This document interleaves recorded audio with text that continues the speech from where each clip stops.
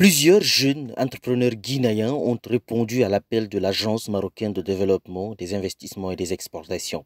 Il s'agit de parler affaires autour de plusieurs thèmes d'activité, l'agroalimentaire et les fruits de la mer, la métallurgie, les BTP, matériaux de construction. Mohamed Idrissi, DG du groupe G2ID, espère à travers cette session B2B voir plusieurs jeunes entreprises guinéennes enfin s'envoler. C'est pour le développement des relations dans un cadre de B2B, ici avec les opérateurs économiques et de production et industriels, ici en Guinée. Et c'est pas là, moi je suis en Guinée, depuis 1998. D'accord, on a fait des exportations avec les E. Maintenant, on est pour le développement du B2B, non seulement en matière d'exportation, mais aussi pour les investissements des Marocains qui vont s'investir ici en Guinée et bilatéral aussi du côté réciproque, même pour les Guinéens qui veulent investir au Maroc. On a des accords bilatéraux qui datent depuis des siècles, depuis des années, et on veut les développer et continuer. Et là, il y a une bonne présence des opérateurs guinéens qui ont répondu favorablement à la demande de la MDIE.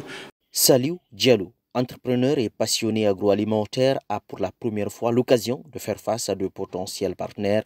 Ainsi, il espère donc trouver là le bon contact pour donner une dimension internationale à son projet. Il se dit content de ses premiers échanges.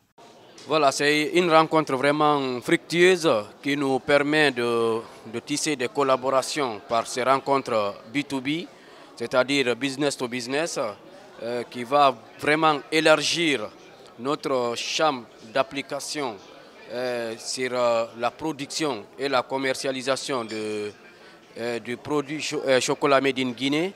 Là, vraiment, c'est des rencontres vraiment fructueuses, comme je l'ai dit tantôt, avec cette agence marocaine pour le développement et de l'investissement.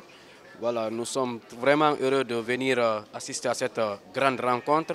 Des dames, chefs d'entreprise aussi, sont venues en nombre. Chacune y trouve son compte. Quasiment tous les secteurs sont représentés.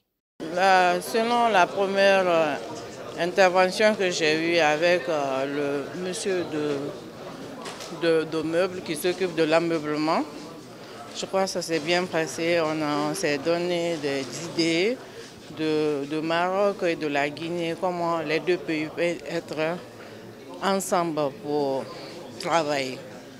On a eu certains trucs sur l'ameublement qu'on ne connaissait pas, les démarches qu'on doit mener, comment contacter les clients, comment les recevoir. Aujourd'hui, on a eu ça comme leçon. Pour les initiateurs de ce projet, l'objectif, c'est d'accroître les échanges commerciaux entre le Maroc et la Guinée. S'attendre parce qu'on voit déjà le fruit. D'accord, il y a des investissements marocains ici en Guinée, il y a la présence de grands groupes comme Madine, comme Managim, comme la cimenterie, les ciments de Guinée, c'est des investissements marocains, les gens qui sont dans les TP ici, d'accord, la production agroalimentaire, donc ça se développe. Et il y a beaucoup d'étudiants, d'opérateurs économiques qui ont étudié au Maroc, des Guinéens qui ont étudié au Maroc, et ils sont dans l'administration.